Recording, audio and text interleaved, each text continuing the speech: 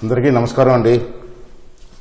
మొన్న అంటే 5వ తారీఖున మన నర్సీపట్నం మన ఆంధ్ర రాష్ట్ర బీసీ వెల్ఫేర్ మినిస్టర్ గారు వచ్చారండి. అతని పేరు వేణుగోపాల కృష్ణ గారట. 2.5 సంవత్సరాల తర్వాత బీసీ వెల్ఫేర్ మినిస్టర్ ఎవరు మొట్టమొదటిసారిగా నేను చూశాను. మిగతా పబ్లిక్ ఎలా తెలియదు కానీ నాకైతే 2.5 సంవత్సరాల తర్వాత మొట్టమొదటిసారిగా అతను ఇచ్చిన స్టేట్మెంట్ నర్సీపట్నంలో నేను చూశాను పేపర్లో. అతను ఏమంటాడంటే, అసలు బీసీల కోసం పుట్టిందే వైఎస్ఆర్ పార్టీ, జగన్మోహన్ రెడ్డి గారికి బీసీలు అంటే వల్లమాని ప్రేమ అని వాళ్ళు మాట్లాడుతున్నారండి. అయ్యా వేణుగోపాలకృష్ణ గారు, బీసీలు అంటే తెలుగుదేశం పార్టీ, తెలుగుదేశం పార్టీ అంటే బీసీల అభ్యున్నతి కోసం ఆ రోజుల్లో నందమూరి తారక రామారావు తెలుగుదేశం పార్టీ చేసిన కార్యక్రమాలు ఎప్పటికీ జీవితంలో బీసీలు అన్నవాడు ఎవరూ మర్చిపోలేరండి. మీ జగన్మోహన్ రెడ్డి ఒక పనికిమానుడు కాబట్టి బీసీలంతా కలిసి ఉంటే తెలుగుదేశం పార్టీని ఏమి చేయలేం కాబట్టి బీసీల్లో రాజకీయాలు చేసి చీలిక తీసుకురావడం కోసం మీరు చేస్తున్న ప్రయత్నం ఇప్పటికీ నెరవేరదు, ఆశలు పెట్టుకోవద్దని చెప్పి మనం చేస్తున్నాము. ఇవాళ మాట్లాడతావు చంద్రబాబు గారి టైంలో, తెలుగుదేశం టైంలో బీసీ కార్పొరేషన్ 3-4 ఉండి మేము వచ్చిన తర్వాత ఎన్నేంటి బాబు 56 కార్పొరేషన్ చేసామని చెప్పి గొప్పగా చెప్తున్నావు కదా. మీ కార్పొరేషన్ 56 మంది చైర్మన్లు, దాంట్లో డైరెక్టర్లు అందరూ కూడా నాకు తెలిసిన వాళ్ళే సార్. వాళ్ళందరూ నాతో ఫోన్లో మాట్లాడుతుంటారు అప్పుడప్పుడు. ఎలాగుందా 56 కార్పొరేషన్లు అంటే, ఏం కార్పొరేషన్ అండి, మేము కూర్చోడే కుర్చీలు కూడా లేవు, పేరుకే కార్పొరేషన్లు. మా దిక్కు మా ముఖం చూసేది ఒక్కడు లేడండి. అప్పుడే కార్పొరేషన్లు ఇచ్చి దగ్గర 8 నెలలు 9 నెలలు 1 సంవత్సరం వరకు అయిపోతుంది కదా. ఎవరికి ఒక పాపాన లోన్ కూడా ఇచ్చుకునే పరిస్థితి లేవండి. అసలు మాకు జీతాలే లేవు, మా కారుకి ఆయిల్ డబ్బులు కూడా లేవండి బాబు అని మాట్లాడే పరిస్థితి ఉన్నారయ్యా. సిగ్గు తెచ్చుకోండి అయ్యా.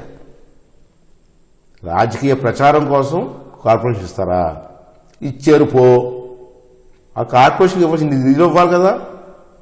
ఆ కార్పొరేషన్ ద్వారా ఆ కులాలకి మీరు ఎన్ని లోన్లు ఇచ్చారు? ఇవాళ నీరంతా దగ్గర అయిపోతుంది కదా.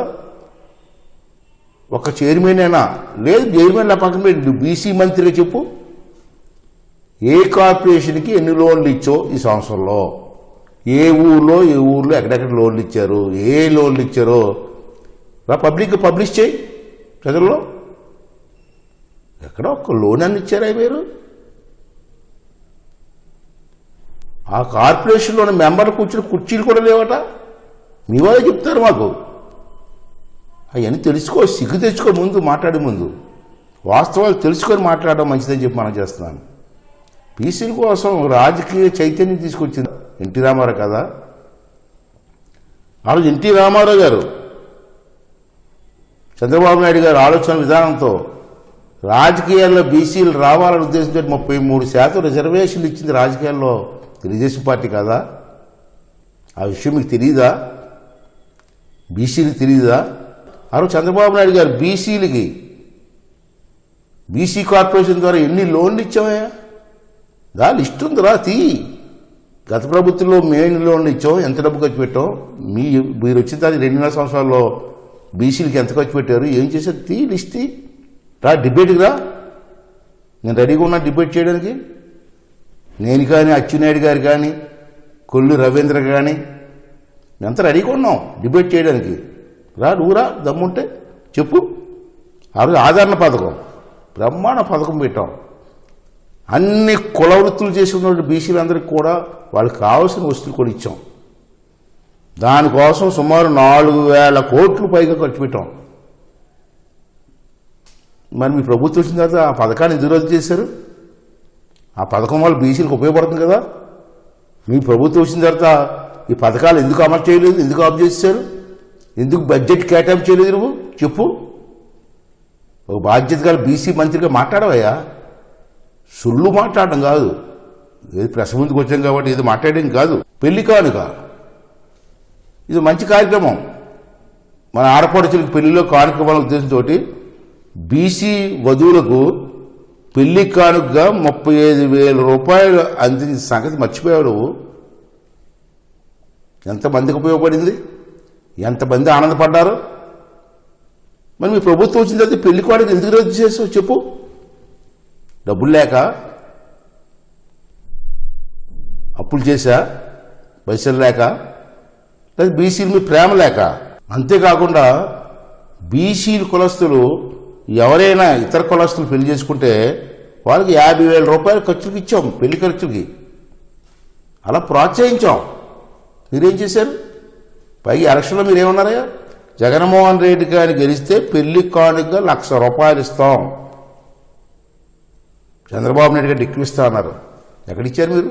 ఒకటని ఇచ్చారా? ఉన్నది తీసి పారేశారు కదా. అంతేకాకుండా బీసీ కార్పొరేషన్ నిధులు బీసీలు ఖర్చు పెడతాం. మీరేం చేశారు? మీరు ప్రభుత్వం వచ్చిన తర్వాత బీసీ కార్పొరేషన్ డబ్బుల్ని 3,432 కోట్లు తీసుకెళ్లి జీవో నెంబర్ 6 ద్వారా అమ్మఒడికి మార్చలేదా? చెప్పు, మార్చారు లేదా? మరి బీసీలు ఖర్చు పెట్టిన డబ్బు అమ్మఒడికి మార్చడం ఏంటి?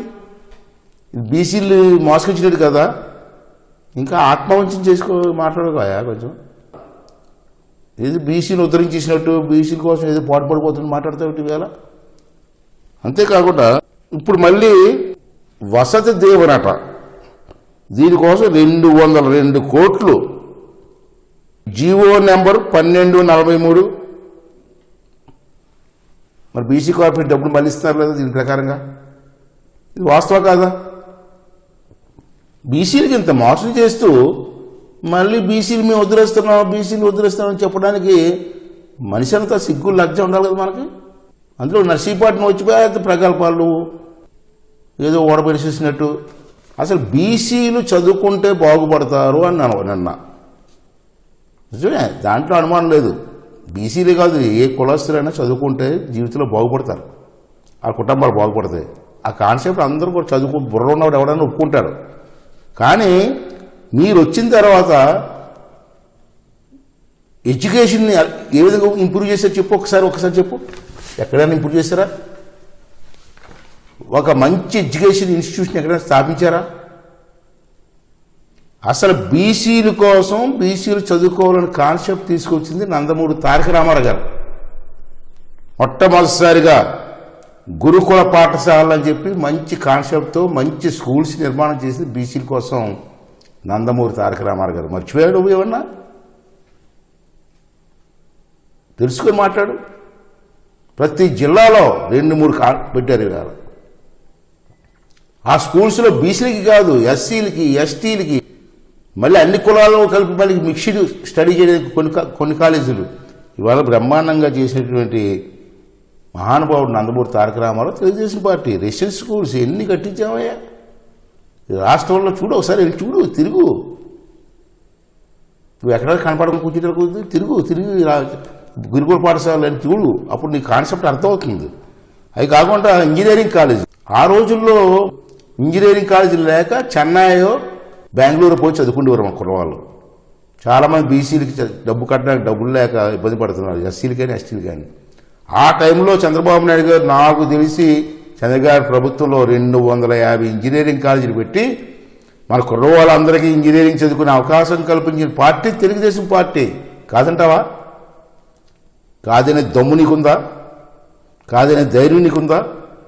ఇవాళ కాలేజీలో చదువుకున్న కుర్రవాళ్ళు ఇవాళ అమెరికాలో కానీ, ఇతర దేశాల్లో కానీ, ఇతర రాష్ట్రాల్లో కానీ, హైదరాబాద్లో కానీ, బెంగళూరుకి, చెన్నైలో మంచి మంచి ఉద్యోగాలు చేసుకున్న సంగతి నీకు గుర్తులేదా? తెలియదే నీకు? మరి ఇన్ని తెలిసి కూడా నువ్వు మేమేదో పొడిసిస్తాం, ఓడపొడిస్తాం వచ్చి మాట్లాడితే ఎంతవరకు కరెక్ట్ది? అంతేకాకుండా ఇల్లులు కట్టించారు చంద్రబాబు నాయుడు, ఎన్టీ రామారావు గారు పక్కా ఇల్లులు.